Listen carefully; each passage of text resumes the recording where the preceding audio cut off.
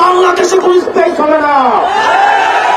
সে যেই নামেই থাকুক না কেন, এখন যে গুলশানের জাতীয় পার্টি নামে এই কুলাঙ্গাররা আবারও সমালোচনার কেন্দ্রবিন্দুতে ঢাকাই সিনেমার মেগাস্টার শাকিব খান। ইতিমধ্যে সোশ্যাল মিডিয়ায় বেশ কিছু ছবি প্রচুর পরিমাণে ভাইরাল হয়েছে, যেখানে শাকিব খানের পাশে তারেক রহমানের মেয়ে ফাইজা রহমানকে দেখা গেছে।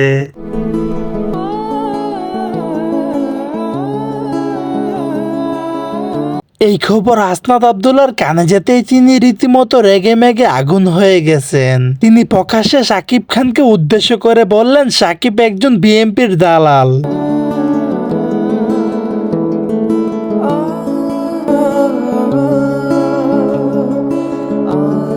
সো দর্শক, আজকের এই ভিডিওটি এই পর্যন্ত। যদি ভিডিওটি ভালো লেগে থাকে তাহলে ভিডিওতে একটা লাইক, একটা কমেন্ট আর অবশ্যই চ্যানেলটি সাবস্ক্রাইব করতে ভুলবেন না।